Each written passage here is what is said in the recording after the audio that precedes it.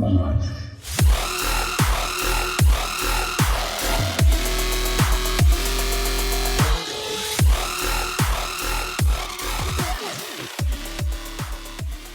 Oh, hello and welcome to the weekly Mix and Mash, brought to you by the Midweek Mashed Tattie Sportscast.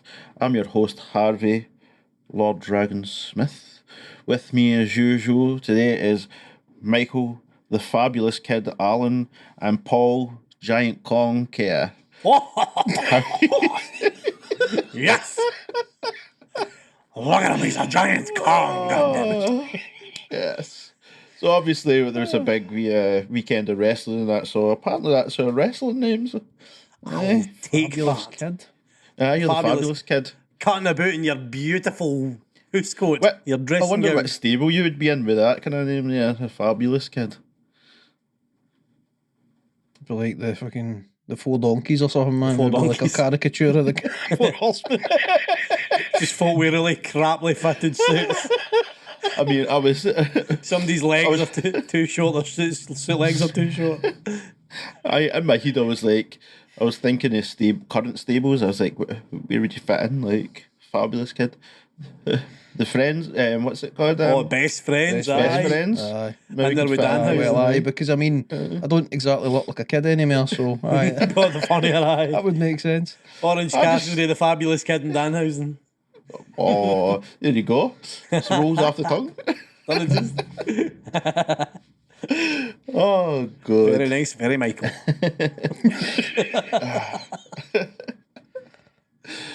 Anyway, just before we get started, just a quick reminder that for all you listening, you can find us on the all social media platforms. We have the YouTube channel where we have videos of all of our episodes now. We also have short clips of our recordings on there as well. You can always also find us on our webpage, the midweekmashtatty.com. You can find out a wee bit about us, take a look at our blogs, which we will be adding to. We also have a link to our merch page and a buy me a coffee link there if you want to support the podcast. If you don't want to support us in that way, we would greatly appreciate it if you just share us with somebody who enjoys listening to podcasts, especially sports podcasts. We have a wee bit of something for everybody. Obviously, this is a mix and mash. Could be anything on here. We also have the Wrestle Mash, hosted by Paul, and Combat Spuds by Michael. So I check them out as well. So without further ado, let's mix it up. So today we're just going to straight at the bat. Straight at the bad, you know. We're just going to start off with Paul's Quack of the Week.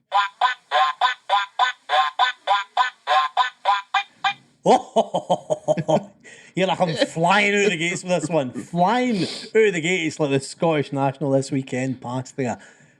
It's a very easy of the week this week. It is whoever the individual, and I use individual perhaps more respectfully than I should, the individual who thought it wise to throw a glass bottle on the Ibrox pitch during the Old Firm game, just as the second half was starting. It takes a rare level of stupid to put your own players at harm as well as the opposition players. I dare say, Paul, that you haven't heard the full story then, have you? Is this the more to do with the fact of the Australian pre-season friendly? Is this what is this what you're going to allude to? No, there was another bottle thrown yesterday. There was indeed, actually, Harvey, and that shouldn't be forgotten either. It hit a member of I think it was a Celtic physio. I mean, this is just it required him to get stitches. Aye. So two separate incidences. Utterly mindless individuals. It's your biggest rival. It's your rival, it's your enemy. Oh my God, are we all sectarian every time these two teams meet? Blah, blah, blah, blah, blah. But for fuck's sake, what is wrong with you if you think that's acceptable behaviour? Because that's no wee boy that's done that, lads. That is a grown-arsed man that has chose to throw a glass bottle onto the field Probably. of play. I guarantee you, this is a man who's going into work on Monday at a job, doing work as an adult. It's not a wee boy. It's a man. This is probably a man who's got kids, a missus, a family that he's responsible to that has done this. He's not just the wank of the week, he is the utter. In fact, no, I'll leave it there. Add in your own sweary words as you so please. It's stupidity. And it was a good game. Yesterday was a great advert for Scottish football. Wasn't he the best in quality, but by Christ, did both teams go for it because of what was at stake. Aye, it was a brilliant match. So just go. Oh, sorry, talk about the bottles. Actually, they found a row of bottles. So in one of the sections where the seats were, there was a line of bottles in a row, in a seat. So, there was a lot of folk on Twitter, Instagram, and that, because obviously Sky Sports put it up and everywhere else put it up, and you had folk back and forth, Rangers fans, Celtic fans. It was just like, oh, just get it by, man. Like, it's wrong. Like, I don't know why some folk were trying to justify it. It's just like, well, you're an idiot, so like, I don't know. And then it just terrible, man. Like, it's another thing that I hate with old fans, Harvey, is the whataboutery-ness of them. I know. Like, well, your fans are arseholes as well. No, these are all just arseholes. You all need to stop it. Aye. And this is the biggest game to sell in Scotland, and folk turn on the telly, and then that's what they see. They see broken bottles. They would have heard about the physio getting hit with a bottle and having to get stitches and stuff. Like, how is a television company supposed to look at that and be like, we should take them up. We should buy that. You know what I mean? We should show their games on telly. Like, nah. You can't do it, can you? You know what I mean? It's a disservice to the whole country. And the other thing is, like, any of those players, see if Joe Hart didn't, because it was Joe Hart when he was going to his goal, seen the glass there, he didn't see when it got thrown. Aye. He just seen the glass. You imagine that he didn't look and see all this glass, and then first dive he makes, he's got a whole side cut to bits, like his forearms cut to shreds, like with a bit of broken glass. But not even him. It could have been a Rangers player sliding in to get on the end of a cross ball to score, and the next thing he's got a gash in his leg, or somebody gets pushed out. You know what I mean? It's not just that, Harvey. I mean, they've got the ground staff out there checking the grass, and they're satisfied that they've picked everything up. But you know, and I know, and Michael knows, that see when you drop a glass in the house, you think you've got it all, and a week later you go, fuck, and there's a bit in your foot. Like, so. I know. Imagine that happens yesterday. Like, it's fucking, it infuriates me so much about how these sets of fans behave with one another. Yeah, it does. Fatba. It's just fatba. Get over it. It's fatba. Took away for the game, to be honest. It did. I seen somebody putting up there, it's quite funny, there's like, all of this because King Henry VIII wanted to get a divorce. Such a big part. So obviously he was a Catholic, like the royal family used to be Catholic, right? And then they didn't allow to get divorces. Catholicism didn't allow divorce. That's right. Well, the Church of I That's what I mean. Like that. I'd be like, it's crazy. You ask a Rangers fan, but a Protestant, it's a Rangers fan to them. It's not a Protestant by the fucking religious definition. I know it's. We could honestly, do a podcast on this, Harvey. I know. Honestly, I know. If you ask that's only most Celtic fans, most Rangers fans, what this certain song means or what that certain, they wouldn't be able to. 90% would be like, I don't know, really. Guess up, they bastards. Guess up, they Huns. Guess you up, don't know the meaning of things, so it's like. Anyway, but it took away for the game. The game was one of the best Old Firms I've watched in a while, to be honest. I mean, obviously you'd enjoyed it for the result too. Well, why? There's that, no. At one point, I thought that they were going to equalise, which I would have took a draw, to be honest. Aye. Which would still be 3 points ahead, like, you know. And the goal difference. Aye, superior goal difference. But that was brilliant. Like, the first 2 goals, so Rangers scored in the 6th minute, I want to say. Aaron Ramsey. Aye. It was just poor. It was just poor defensive work for Celtic. Like, folk just switched off and it's like, boom, boom, there's a goal. And then the second goal as well, for Rangers, they switched off as well. And we ended up scoring. Rodgers takes his chance in the box. It was, I mean, it was quite funny because I was watching it, I seen the Rodgers goal, and then a notification came up on my phone. It was like, Rodgers scores wonder goal to level for Celtic, and I was like, I don't know what match you're watching, but that was certainly was not a wonder. It was a rebound. I mean, it's a difficult take for him the way it falls to him, like on the bounce but it's definitely not a wonder goal. I was like, okay, bye. And then after that, it was just end to end, like back and forth. It was brilliant, man. And then obviously we got the goal in the second half to win, but aye. It was a deserved victory, I think, for Celtic. Rangers had their chances to come back into it, and Joe Hart makes a probably the save of the season as far as Celtic fans are concerned, because it breaks Rangers' hearts, because it's a great show for Sakala and a really strong hand to get it running away on the road. Like, fair play, Joe Hart. Like, it was a good save from him, to be honest. Save it. Well, I can't say save of the day, because again, Alan McGregor. He's 2 or 3 saves that he had to pull off. Phenomenal. The big paw over the bar for Leo Labada was. Leo Labada, aye. That's a goal. It should be a goal, but it's what Alan McGregor does. Always what he does. Should have been a goal, but like he gets his hand to that. Like, he's diving away because he thinks you can just never be sure. Manages to get his hand up and over the bar. Like, fantastic for him. He is. He's Scotland's best goalkeeper, and that's even with a good Craig Gordon. I said it before. Like, if he wasn't retired for international, he would be my first choice. Aye, he would be 100%, because he's a fantastic keeper. It's a shame that he retired for internationals, but that's how it is. I mean, let's just talk about internationals. Bring it up. So we all seen the groups for the World Cup. Now that is tasty. There's some decent groups in there. Let me just run through them all. So run Group A, run through them. Qatar, Ecuador, Senegal, and Netherlands.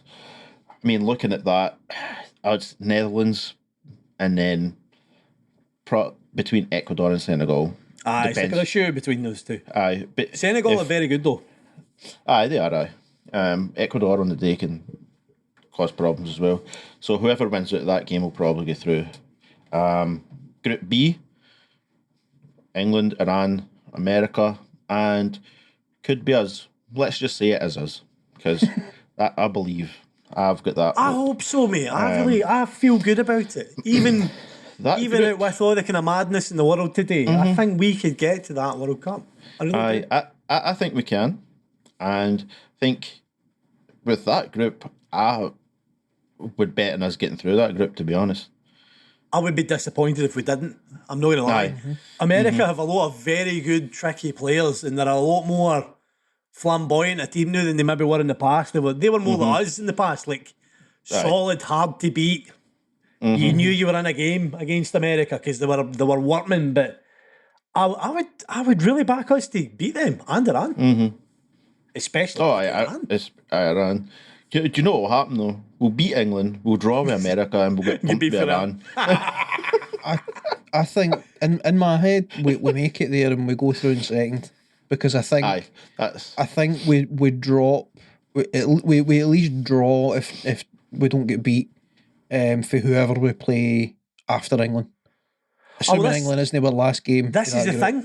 England is our last game. Oh, is it? England. That is Is that what's perfect it? for the Right. mentality of Okay. Scottish people.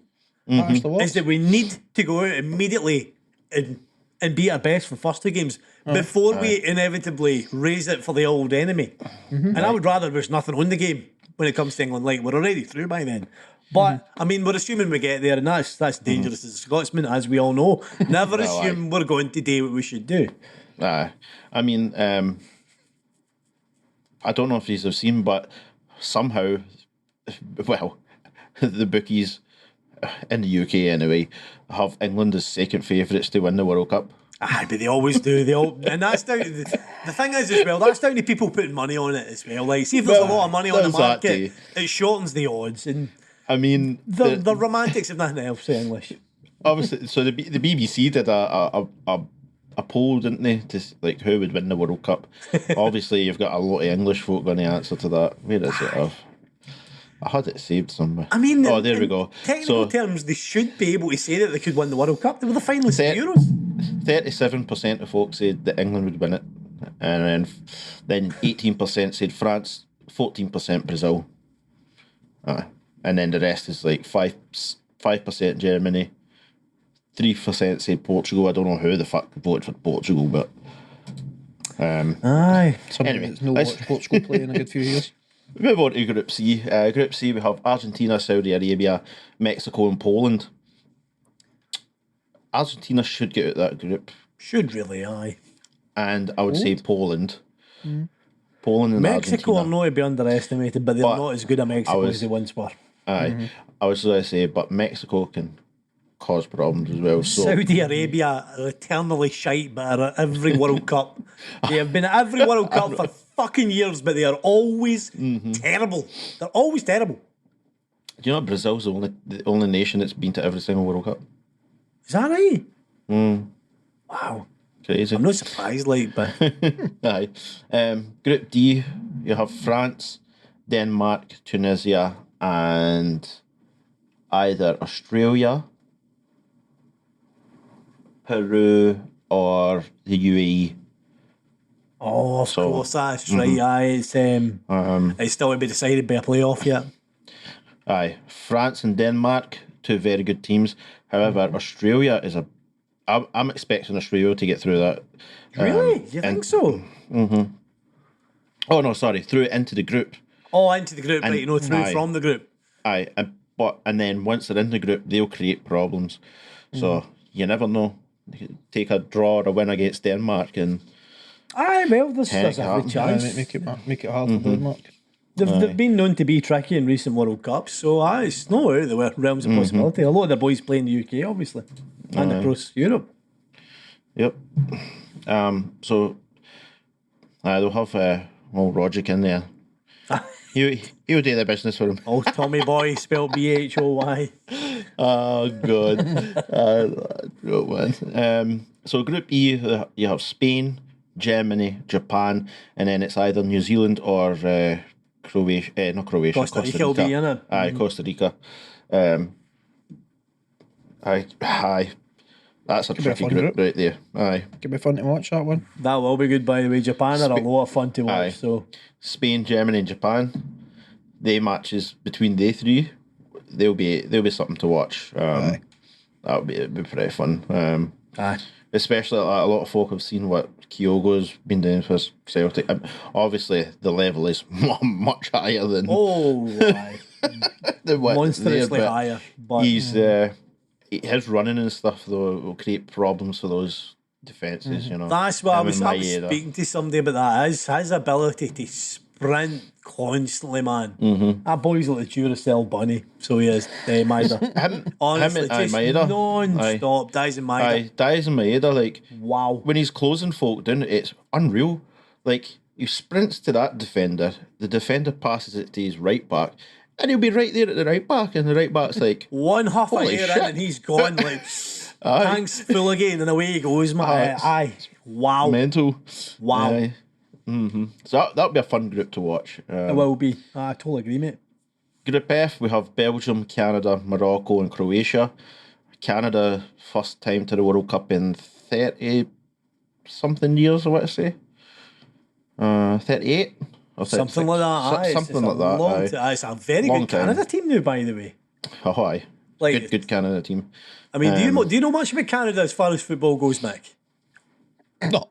Absolutely nothing. Right, well, I'll tell you what. Nothing. Their left back is the starting left back at Bayern Munich. Oh, no shit. Alphonso Davies, yeah. Please, Alphonso Davies, aye. first choice left back, probably the best left back in the world currently. Alphonso Davies. The striker, Jonathan David, is at Lille currently, but there's talk of him now going to PSG after the Premier League for you're talking 60 to 80 million. Well, Yeah. There are players in that team that really are top class. They have players in that team. I think they beat because we, I think we played them in the group. Talking about Cayman Islands now, by the way. Oh, right, okay, right. They scudded us like 11-0. So Oh, right, they did, aye. Oh no, wait. I think we scored one. Oh, did you get a wee goal? Aye, we did. We got a cheeky goal. That's right, because they put the goal up on social media, like on the Fitbar. And you know how everybody's like, oh yeah, you know what I mean. Oh, it was a nice goal actually. It was a good goal. And then you had folk for Canada talk. The folk like, oh, celebrating every one goal. You get pumped 11-1. Like, fuck off, mate. Like, Aye, bye. like, They've got a short fucking memory, by the way. That used to be them. I mean, to be honest, like, look at the size of Canada. Look at the size of Cayman Islands. Like, you know what I mean? Exactly. They have a lot more folk to pick from. Like, but anyway, that'll be another group to watch because you have Belgium, Croatia, and Canada. Good teams, like aye. those three. If I'm being honest, I don't really know much about Morocco. To be honest, I don't either, I've got to say. I just remember how much they hurt us in 1998. well, And we didn't know anything about them then. Group G, you have Brazil, Serbia, Switzerland, and Cameroon. Not the most exciting group. Aye, just one of the groups, isn't it? So it'll be Brazil who will get through that group, no bother. You would think so. And then it'll be a fight between Serbia, Switzerland, and Cameroon. All three of them are capable of getting through. So, I mean, I wonder how good Brazil are now if Richarlison's starting up front for them, who plays with Everton. And I can't stand him. And I'm an Everton fan. You can't understand him, but like Seems to do alright for Brazil for whatever reason. Wow, his service he's getting is a lot better than he's getting at That's Everton. so true. That's very, very I mean, no offense to Everton, the Toffee fans, like, but it's just fact, like very true, very true. So that would be another one to watch because those games between Serbia, Switzerland, and Cameroon could be vital. In fact, even against Brazil, because if one of them can nick a draw against Brazil, that could be the decider for them to get through. And then finally, Group H, we have Portugal, Ghana, Uruguay, and South Korea. Portugal is a team that is full of stars, but it's kind of like Man U. They have all these brilliant players, but nobody can kind of figure out what to do with them and how to get them to work together. It's just like all individual brilliance. Like, so, it could happen with Portugal, to be honest. You just don't know, mate. Yeah. Ghana, Uruguay, South Korea. I mean, looking at that group, I can't put my money on any one of them, to be honest. Again, you never know with South Korea, like Japan, they've got a lot of very good talented players, but again, very lightweight. You just don't know. And you can see a brilliant Uruguay, you can see a brilliant Portugal, but again, it's down to the individuals turning up. Aye. Yep. It'll be interesting. This World Cup will be interesting. Like, I mean, be warm is what it'll be. Very warm. Italy no being there, hilarious. That was pretty funny. Michael, did you see about that, Michael? Don't think so. No. So obviously Italy didn't qualify automatically, so they had to go into the same route as what we are, into the playoff, as you will, right? To get through, and they ended up getting beat by North Macedonia. What? That's true, mate. In the 92nd minute. Yeah. And then North Macedonia played Portugal. Obviously, Portugal won them through. Wow. So Wow. So obviously being European champions, they were also undefeated in their group stage group as well, with Switzerland in there, but drew something like 4 of the last 5 group games to finish second in that group. yep, and that's what killed them. So is it Giorgio Chiellini who came out and complained about the structure of the group stage as well? I'm sure there was a kind of prominent Italian footballer, whether it was Bonucci or Chiellini, saying, I mean, for God's sake, we've got to get through the groups, then the playoffs, just to get there. But these South American teams just need to play 9 games, and that's time there. It's not fair.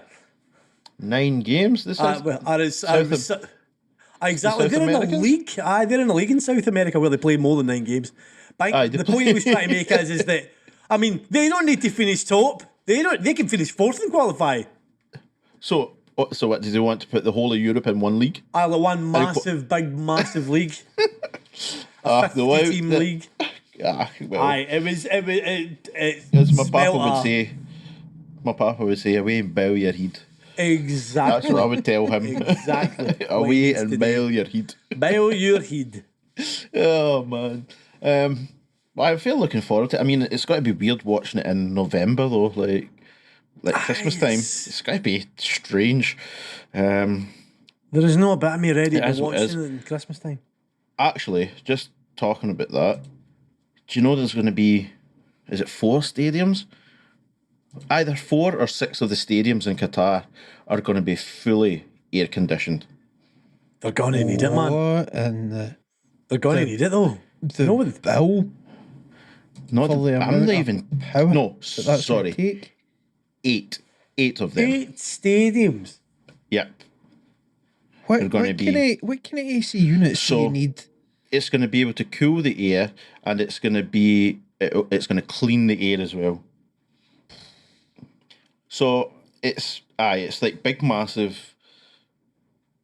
I mean, see if you just Google it and just put Qatar AC Stadium, you'll see the blows that they have all the way around. It's mental. See, to be fair, a quick Google search would tell you that Qatar in November is at its hottest 29 and at its coldest 19. That's pretty much what it's like playing in America, and there was none of that there. And in Brazil. So Mexico. Why go to the lengths, you wonder? They just want to show off. I don't know. I think they're just trying to safeguard. I honestly don't know, but see, to be honest, to me, that's I don't like that. The environment and AC is one of the biggest contributors to global warming as well, and those bloody big things, mental. Well, I mean, I think the whole organisation of FIFA should have a guilty conscience of putting a tournament in November in a country that has no interest really in football other than to show off how rich they are.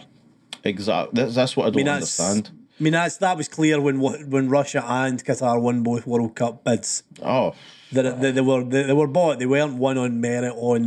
They were 100% bought. You can't.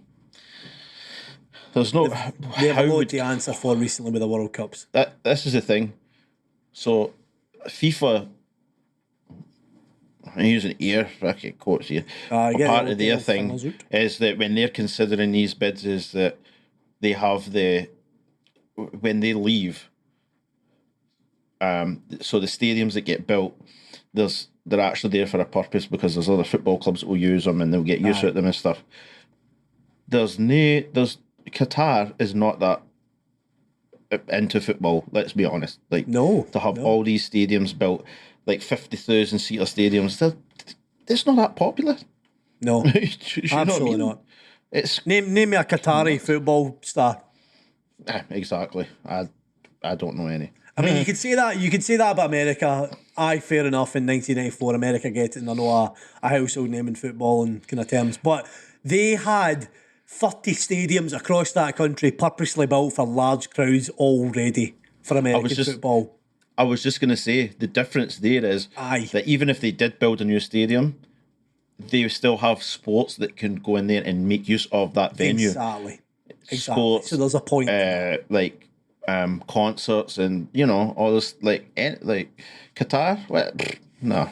Sorry. Don't mean to be bashing on Qatar, but... Look at Brazil, Harvey. Look at the state of Brazil. Like, it's pretty much bankrupted a lot of economies in Brazil, local economies, building these monster stadiums with nothing to fill in them. The Maracanã is in an absolute ruin. Certain stadiums were put up as temporary stadiums. So, I mean, how's that building a lasting legacy when you're just going to strip it down once the tournament's done? Like, well, that's what they're doing in Qatar. I think there's a few of them. Remember, I said that there's a few of them that can be taken. The one that's made of containers. Aye. So, I mean, there's that, but there's no way that should be held there. But aye, it's the decision's been made, so the best we can do is just live with it, go there and make the best of it. That's it. All right, so we'll just move on from the old Fusins. I think we're just going to move on to a mixed monologue. Ooh. Looking forward to this one. What about today, Michael? Well, it's nothing whatsoever that's directly related to sports. That's no problem. So, this is the mix and mash where we like to mix it up. I might come to regret this, right? But it's just something that's blown my mind recently with the time of year. So, cue the man yells at cloud meme. April Fools, 1st of April. Why do we still do it? I've no time for it. No time for it whatsoever. I don't know if this is a man that yells at cloud. I don't know if I've just aged out to it or whatever You're else. coming for April. But just Is the April Fool that you like April Fools? no. Like, so April Fool's jokes, when it comes to like Wednesday and stuff like that, school or whatever else, right? It's harmless, but it's usually cheesy enough, right? Absolutely agreed. But the biggest thing that I hate about it is the social media thing. I now avoid social media on the 1st of April because every second post is somebody coming away with some nonsense thing that you're reading it thinking, oh, you twat, that's an April Fool's thing. But you've still got to check and just make sure that it is a fucking April Fool's, because more often than not, they'll deliberately make it just about believable to the point where you've got to just double check. And that really grinds my gears, man. Really annoys me. That's all I've got. Fair enough.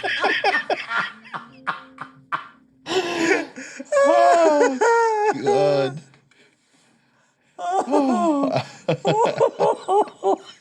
That was good. That was worth it, man. That was indeed a mixed monologue and a half there. Harvey, what do you think? You're enough April Fools. I mean, see, to be honest, I don't mind it, as long as it's in good taste. There's certain things on April Fools that I don't like. People take it too far. When it gets taken too far, I'm like, no. And before April Fools, there's some women on social media that share this post that's saying like, April Fools is coming up. Don't be putting that fake pregnancy test, this and that, and blah blah blah. And I'm like, well, right, because it's hurtful for women who can't get pregnant or men who can't impregnate the women, and I'm like, well, stuff like that. It should definitely. It shouldn't. That's be, fair what I mean? play. That's fair play. Anything that's got to hurt people, don't do it. Like people like I don't know. There's some where they've tricked people into thinking they've won like lottery tickets and they've won like $1 million or over $1 million, and it's like you can see the joy in these people's faces, and then they're like, it's a joke. You're like, what the fuck? I would. I don't know what I would do is that. If somebody did that to me, definitely. Like, hell no. Aye. If it's good taste, I will say one more thing in it, right?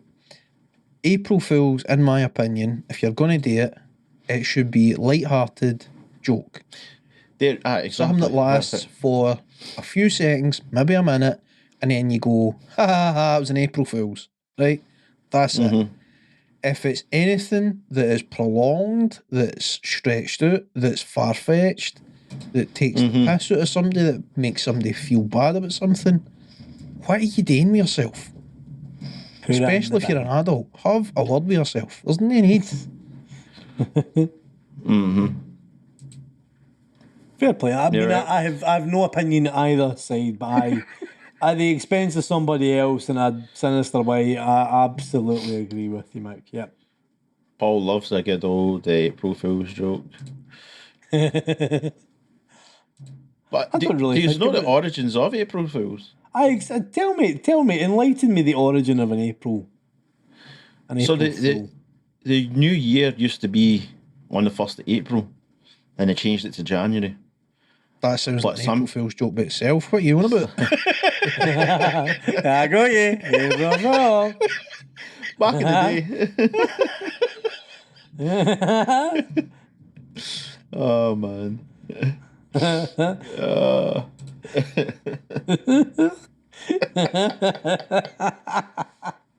Good shit, man. Nah, it's a mystery. I don't know where it came from. I was just fucking about. Oh, good, man.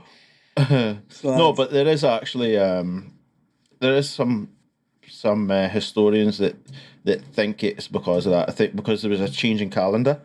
Oh, it's because of the fucking Gregorian. Oh, honestly, That's It's a it. Gregorian that calendar. tells you all you thing, need to ken about April Fools. Aye, that's it. That's the one. The Gregorian calendar. No, it's coming back to me. There is some folk that think it's because of that, because they changed it. So the calendar was, I think it did fall on the 1st of April or something, and then it changed or whatever. So folk who celebrated it on that day, they're called April They're Fools. April Fools because There that was you still the start of the new go. year. There So it's you about go. stupid folk that are calling other folk stupid for being slightly more stupid than them. That's essentially what it is. We've evolved by 300 years since then, yet we're still doing it. So who's the fucking stupid 100%. cunt? I'm getting you a T-shirt with Mr. T's face on it and a speech bubble with him saying "April Fool." That's my experience. Oh Christ! And this is me in my early shouting 30s. April What am I going to be Fool. like when I'm 70, man? I'm going to be a knows? grumpy old git. Yeah. Awesome, man. Well, Class. I don't know. You are going to be very, very grumpy indeed, eh?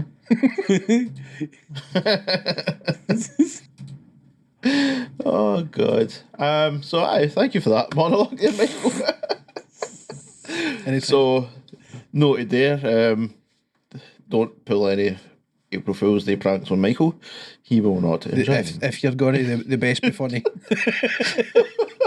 It better be worth it. Aye. If I'm not laughing, I'm God. coming after you. I'm coming for you like a Just any mighty bother. wave. Just move on to the F1. Obviously, we didn't get to go over the race Of course not. last week because we were doing the 100th special. So just before we get on to the race, though, we've all seen that the from next year they're going to be doing the race in Las Vegas. That's right. That was announced. Las Vegas. Yep.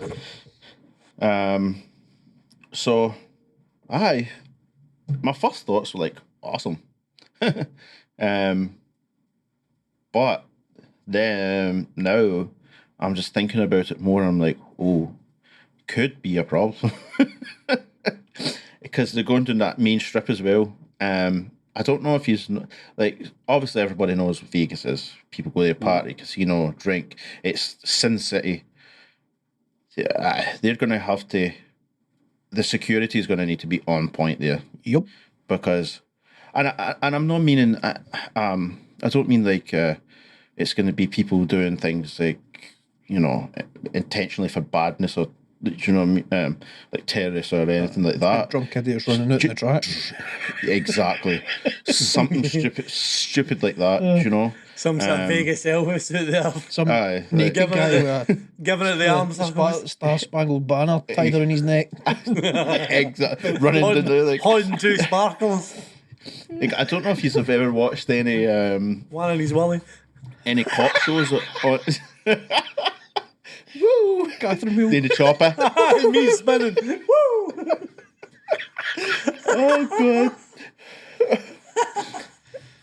Sorry. Yeah. I don't know if you've ever watched any like reality TV shows in Vegas, like cop shows or ambulance shows. There, my God, there is some weird and wonderful people in Vegas. Honestly. So they really need to have security on point so that nothing happens here, because you don't want something like somebody just doing something for a laugh and then here comes Lewis Hamilton and the person is now in 1,000 bits on the road. You know what I mean? I would imagine it's or going to one be of the- pretty safe, mate. And I don't think there's going to be any issues. Surely not. Oh, well, hopefully not. Surely Because not. they're going down that. They're going down the strip where everything happens. So I suspect need- that this is just like No, wild it'll be a speculation for me, but I suspect they will shut down the strip. Obviously, the hotels will still run, but I don't think they'll have the amount of boozing and partying and stuff going on that's normally happening there. they have. Probably They'll make need- more they'll need- fun. They'll have to control it. Aye. They have to. You know what I mean? Obviously, it'll be closed off and everything like that. But again, as I said, people will try to climb fences and all. Like Aye. Anyway, but from the looks of it, though, What do you think about the layout, by the way? That's what I was just about to say. Like the layout of it is that's going to be a pretty quick track. Like it's not going to take them long to get around that track. It's what There's only, like- two big straights, and then there's a couple of It's like a big sweep straight, like Well, a this- big kind of slow curve in it. It's Aye, like aye. Hockenheim. It's It's like like the one- original aye, Hockenheim. aye. For back in It's the day. like a big long straight. They actually have a turn in there. Again, using my invisible, what you call it, engineering. Your air quotes. Inverted commas, air quotes. Sorry. There's a turn there. Invisible Turn inverted 10. commas. Aye. Love that inverted commas. Anyway, there's a turn there on that straight, but it's not really a turn, is it? So it's just like one long, big Yep. sweep straight onto the first straight. The main straight. You have the main straight, but it has a bit of a curve Aye, as well. it's not straight. Aye.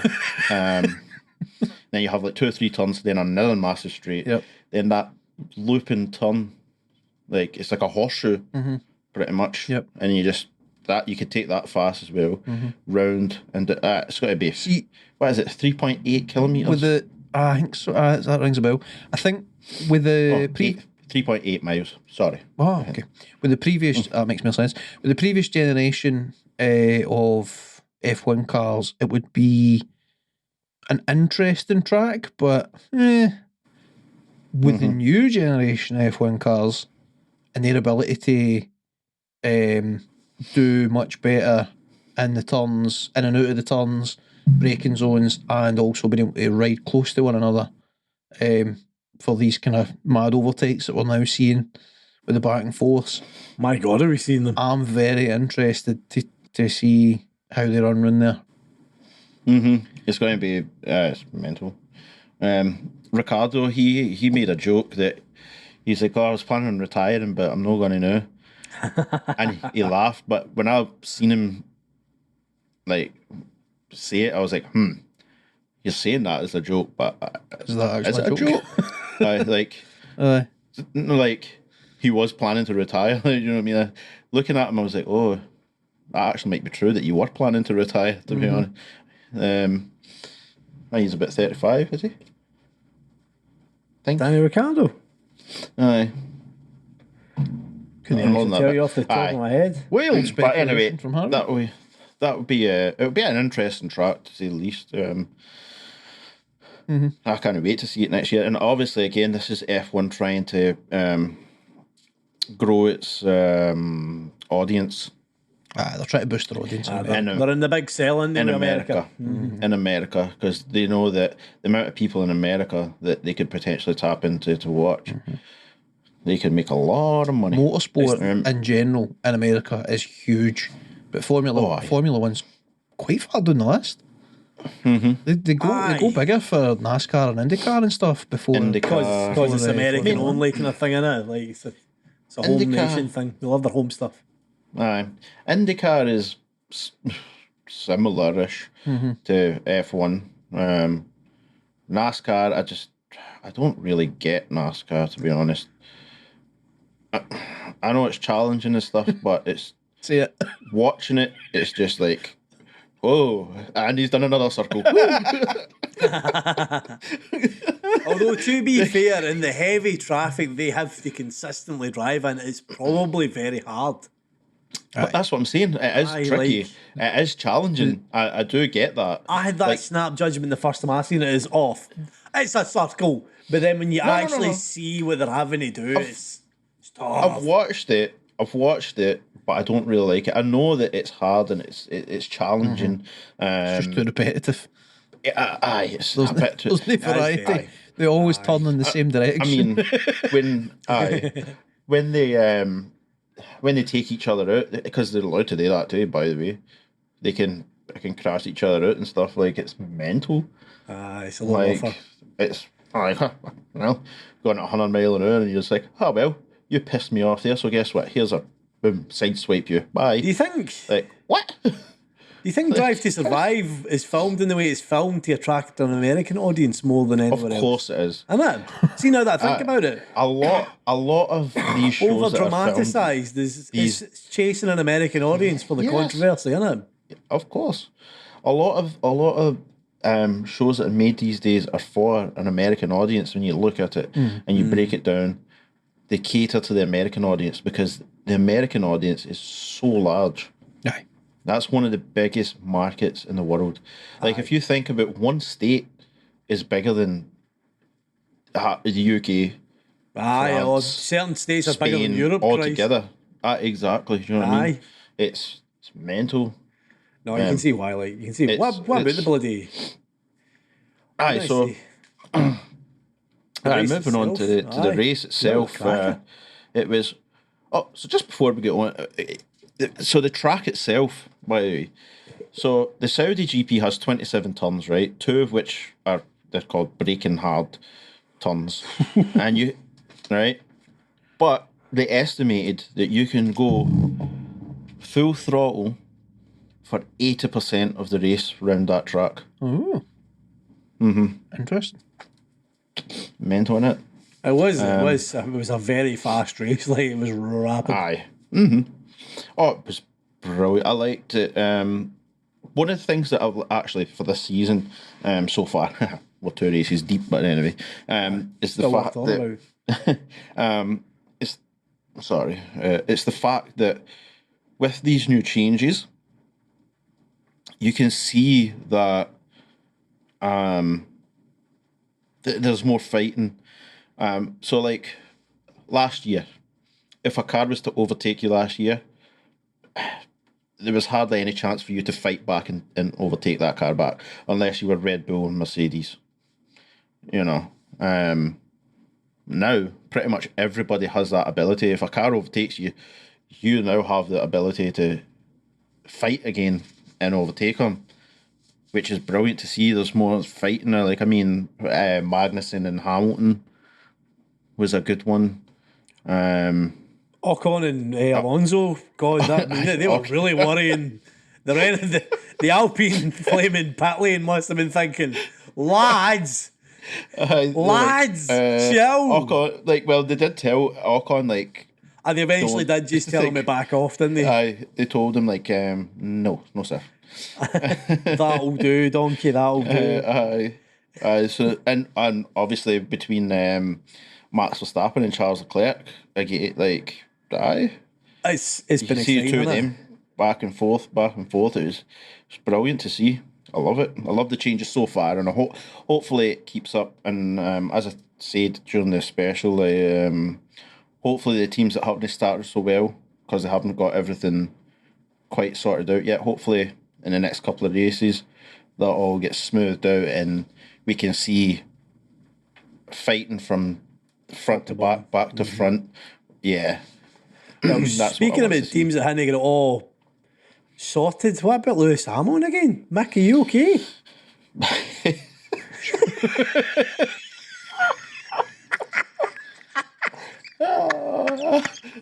I'm sorry, man. I didn't see it, so... I did it just for the reaction. Oh, God. But what about it though? Even rapping Mick aside, like it's first time since what 2009 that his car's just no been fast enough or something like that in the qualifying. Oh well. Go ahead, Michael. Come on, Michael. No, much to say. Doesn't it? So I'll just for a bit of context, I guess. Yeah. Oh shit! I sent you guys a message in the group chat. I don't know if he's listened to it, but on the day the qualifying was, and they showed a picture, picture by picture of Lewis Hamilton and George Russell going through, and it wasn't so much the car; it was Lewis Hamilton's lines he was taking. He wasn't taking corners that he was supposed to take tight. He wasn't taking them tight. He was going wide, so it was slowing him down. He wasn't on a proper line through that qualifying session. Whereas George Russell was. So that slowed him down. That's how he ended up getting out. And I think that's because he's used to being in a faster car where he can do that. And he gets away with it, and he can, so that he then, as each round goes on, he then progresses, that he pushes it more and more, if you get what I'm saying. I don't think, what you're saying, right, I think, right, but I don't think to say that because he's used to being in a faster car, I don't think that's quite right. I think it's the fact that the aerodynamic setup is way different.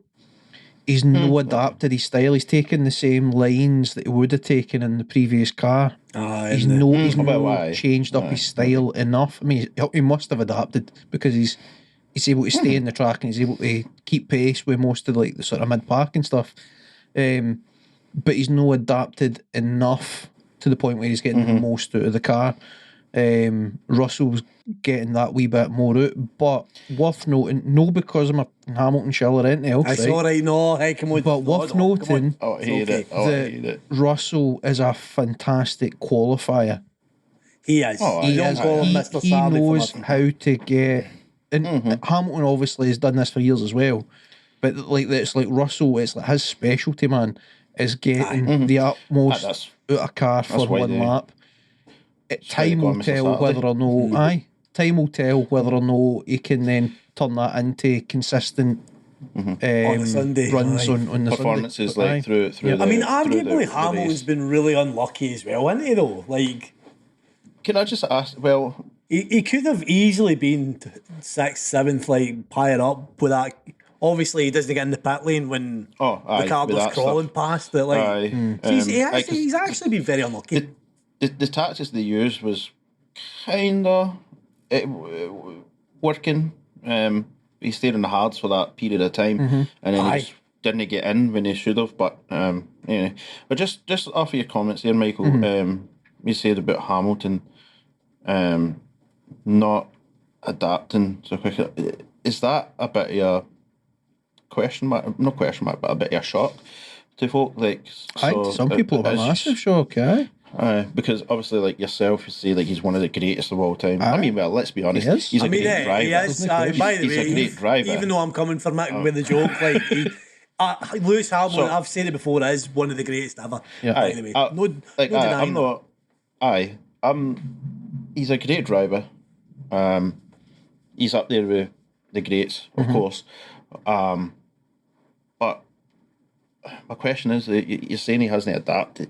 Like, should he have adapted by now, being that he's one of the greatest of all time? I mean, on paper, yes. I don't. It's hard to know exactly what's happening. I don't know if he is working with the team to try and get the aerodynamics tweaked so that they suit his preferred style, but the tweaks just aren't working yet. You know what I mean? They haven't made the adaptations to the car that suits his style. I don't know, or is it simply that he is just driving?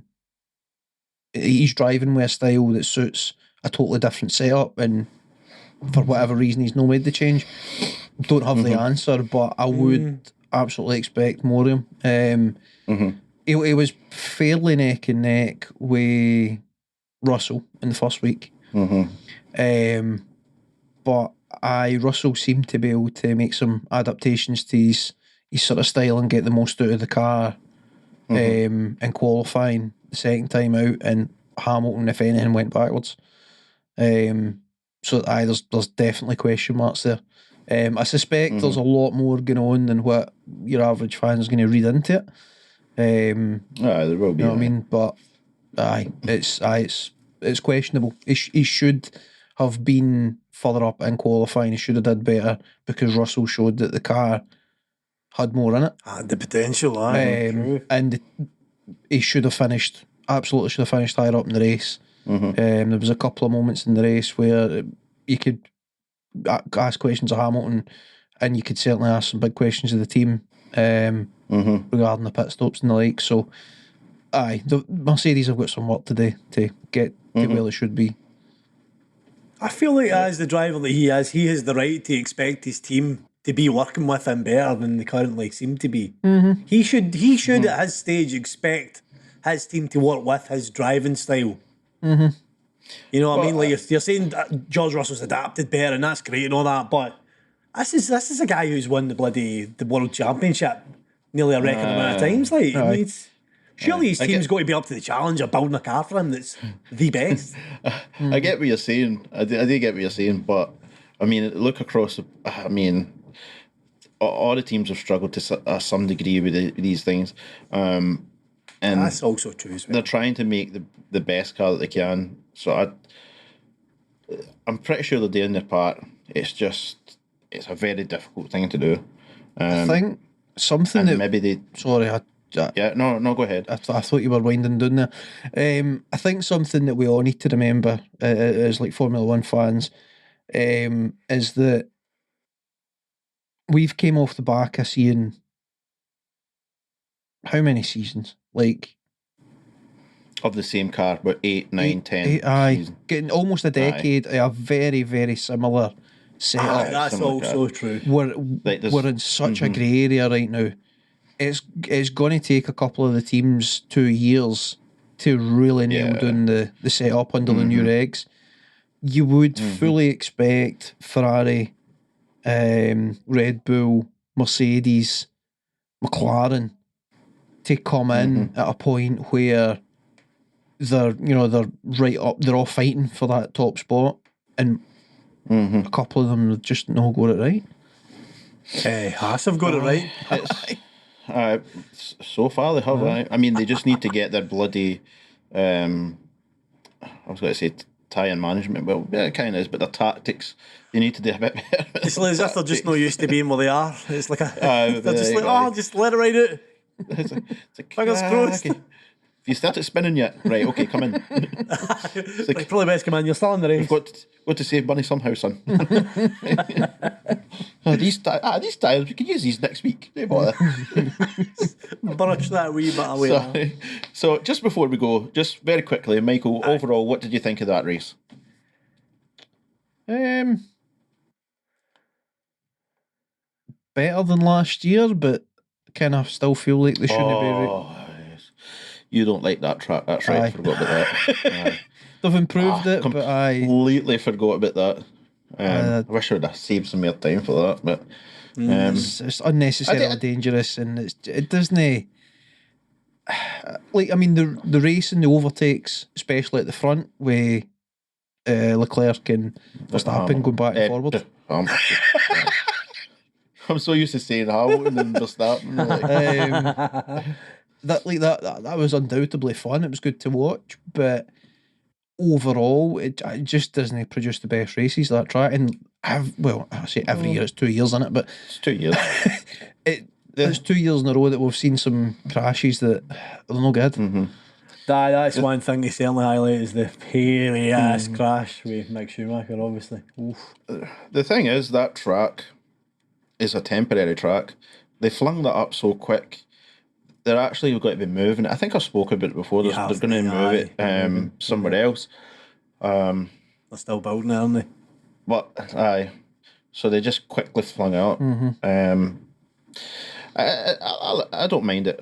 I think it's a good track. There's certain bits that they need to change again, because some of the corners they did widen them so they could see better and stuff. But, you know, I mean, the Mick Schumacher crash wasn't because of that corner. He actually, 3 corners before, he hit one of the curbs, and he was still trying to fight to get it by the time he hit that. And then my problem with it, though, is the no runoff. It's the fact that he's had the issue and then he's had nowhere to go. And he's scaled they don't have any runoff. I don't think Formula One should still race at Monaco for a couple of reasons. But one of them is the safety aspect. Monaco gets away with it because it's so bloody hard to overtake there that you rarely see the big crashes. Now and again you get it because somebody makes a mistake, but you're less likely to see it because you don't have incidents where people run into one another quite so much because they just don't take the chances. It's holy tradition that race still remains on the calendar as well, isn't it? Like money and tradition. Like, it's tradition. Money and tradition. That's been there for. Do you know that the Monaco, the government, they pay substantially less to Formula One for them to come back there and host the race than other places do. Other countries have to pay a massive sums of money to host the race. Monegasque don't need to. But there's backhanders going on there, man. That's I don't like tradition, it. Money, something. Paul, the race overall. What did you think of the race? Sorry. For myself? Aye. You're called Paul, sorry, yes. You're Paul. I'm indeed called Paul. Aye, sorry. My audio flapped up a wee bit there. And I went, blah, blah, blah, and I went, huh? Sorry. So the race for me, I'm very much in the same kind of mind frame as Mick. I don't like these tracks that is your only way out is the wall and that's it. Because it always affects the race. You've got safety car laps, so on and so forth. And I mean, my point really, in a nutshell, echoes Mick. Some good racing, don't like the track as much as I did the first week's track. Looking forward to the next race. It is an exciting season so far. Australia, man. That should be fun. That is a good That would be a fun one. Usually it should be. Usually shame that it's not the season opener anymore. I don't get it. That's weird. Money talks, lads. Money talks. Well, there is that too. Money talks. Certainly does. If you think about it, because a lot of folk around the world would be like, "Oh, F1 starts this," you know, and then all eyes would be on. Aye. So the first race of the season always gets that's not fair to say. I don't think it always gets the most hype, but it always gets some of the highest. A lot of hype. That's why countries are like, folk will be flooding it like that. Anyway, I thought it was a good race. I mean, it was exciting again. I've got to say, definitely exciting. So we've run out of time again. So I think for about the 10th holiday in a episode in a row, there'll be no obscure sport. There will be no encore. No best of social media, unless Michael has a joke to tell us. I don't know. Do you have a dirty joke there? Not a dirty joke, but a joke. They're usually dirty. I was actually reading some dirty jokes earlier, but they were quite honestly the ones I were reading. They were probably a bit too far for the podcast. So I might get a miss this week. Oh man! Epic. There's something I forgot to mention in the football section actually. So if you made it this far, Jose Mourinho, he's the gift that keeps on giving, isn't he? Have you seen the comments that he made the other day? Well, no. So a reporter. So there's a reporter, right? That on a radio show, he's had some comments about Jose Mourinho's tactics, etc. You know, basically saying, no, he's got this wrong and this and that, and said some things about him.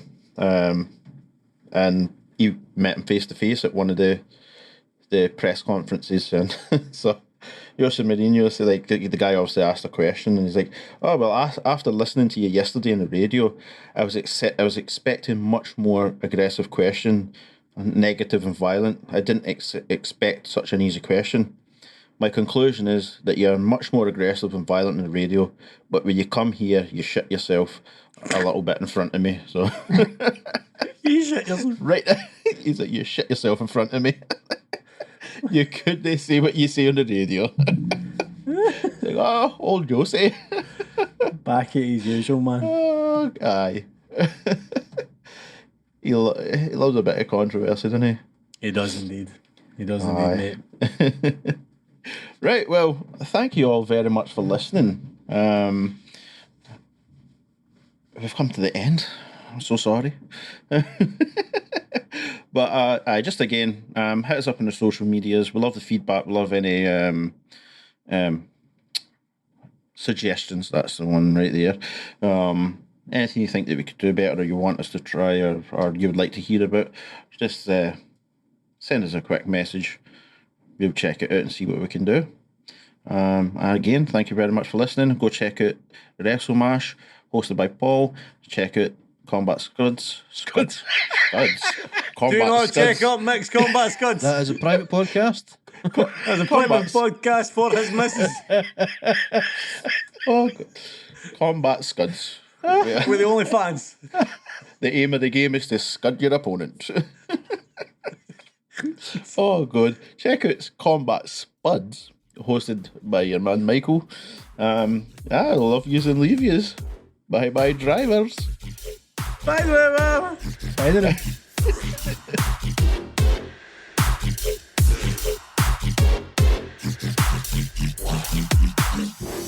You have now reached your destination.